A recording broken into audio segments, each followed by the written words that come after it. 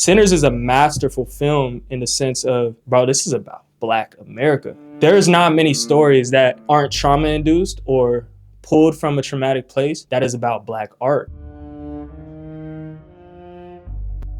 I guess the more I think about what this series is, the more I start to understand how ever evolving I want it to be.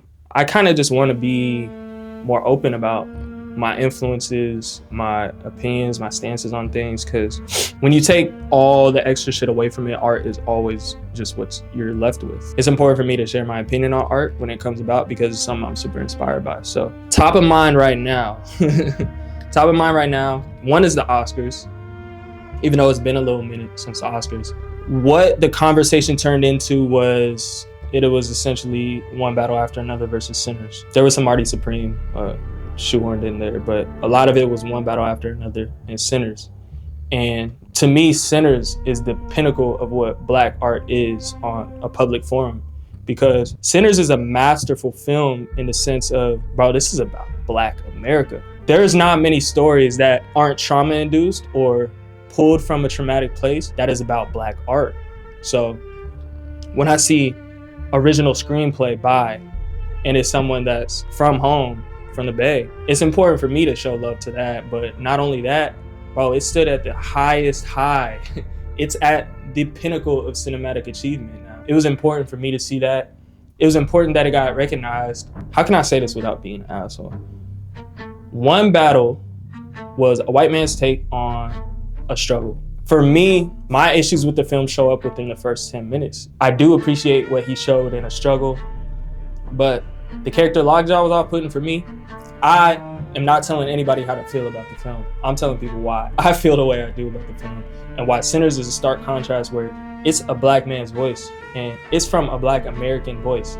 And I appreciate that, and I'm not saying that to shit on Black folks from other countries or people who may not be American.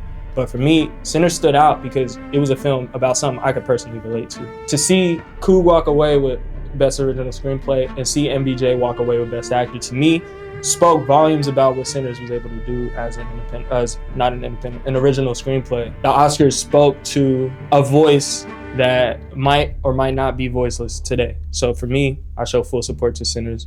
The Oscars was it was top of mind because it was a lot to see Tiana Taylor go up there and accept the award for the ensemble cast, or not accept it, but be up there, because she's from a music background, bro. Like, seeing Tiana go up and take her career to where it's been is super fucking inspiring. I think if you're a fan of whatever movie you're a fan of, you walk away from that Oscars the most happy out of the many recent Oscars I can remember, except probably when Everywhere All at Once swept. There's a movement growing right now, kind of like it mirrors the economy in some sense, where the middle ground is getting almost eliminated, to where you're either a high budget film or a low budget film. There's no real middle ground, and it speaks to a grander sense of where we're at as a society, because why would I go and pay to see a funny movie when the TL is full of jokes at literally the cost of nothing but my time?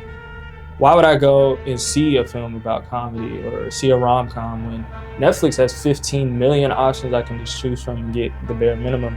The middle ground is shrinking, and the middle class film is shrinking, just like there's no middle class artists no more. There's no superstar artists to begin with, first of all. But I think we're moving away from the idea of a middle ground in society, and it's something it sits with me a lot, and it weighs on me emotionally a lot as a creator, because there is no just calm response to anything anymore. Everything is, you have to love it or hate it. Everything is, it's this one or that one. Everything, there's comparison of everything. Bro, I don't subscribe to that, personally. I don't subscribe to that at all. I can like one album and the other one the exact same way.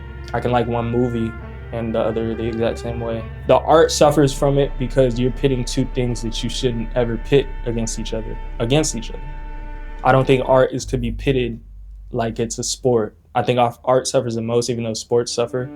Art suffers the most because you don't get to enjoy anything in the moment.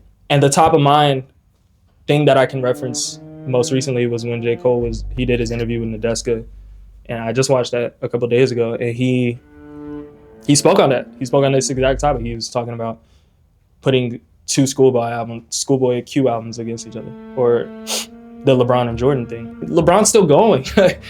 We've been putting LeBron against Jordan for the past how many years, and he still has X amount of years to go, whether it's 1, 2, 3, who knows.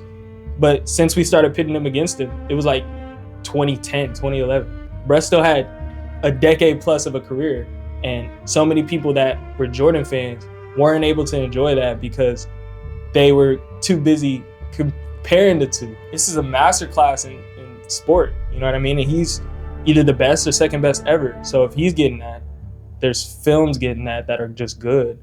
And they can't be just good, they have to be the best ever. It's for you to avoid criticism. Last thing that's top of mind, I wanted to talk about this scene that I specifically was thinking about this morning. This scene sits with me all the fucking time. It's a beautiful story, a beautiful film that my boy Jerome put me onto. If you don't know Jerome, we worked a lot over the past few years on just video work. He was one of the first videographers I'd ever met, and we started working together heavily. He did my first music video, and then not first one ever, but the first one since I moved back home. And then we just developed a chemistry on camera, off camera, and he became one of my closest people that I talked to about film, and he was one of the first people to get me into film. So there's this movie called Chungking Express by Wong Kar-wai. A lot of times when I talk about film or I'm describing film, I'm talking about a specific scene. Chungking Express has this scene, and it's so minimal that most people probably don't even think about it. But this is where my brain goes when I watch a film. This shit was composed so beautifully because she was leaning on a vending machine, and the light from the vending machine was reflecting onto her face. It just followed her, and it was a simple interaction. It's something so simple, just how it was exposed, lit, colored, that I was like, bro, this is one of the most beautiful scenes I've ever seen. Just this simple still could just be something that takes me on a whole tangent. So when we did Hollywood, funny enough, one of the scenes, the grocery or the liquor store scene, I had that shot composition in mind when we were shooting that, and I was like, I want this to be exactly like Chungking Express, Wong Kar-wai. And that scene played in my head, and we shot it, and I think we got close. That's a spiritual successor to Chungking Express. One of the most beautiful movies I've ever seen because it depicts just those storylines in such a beautiful light that it makes it so human. What's beautiful about Wong Kar-wai's work is just the humanity of it, and how he can make so much mundane shit look beautiful. You're seeing this, you see the shirt. They drop March 23rd. They're only gonna be on sale for a limited amount of time. Once they sell out, they're never coming back. So thank you for the support. I love you if you're watching this. Art always matters.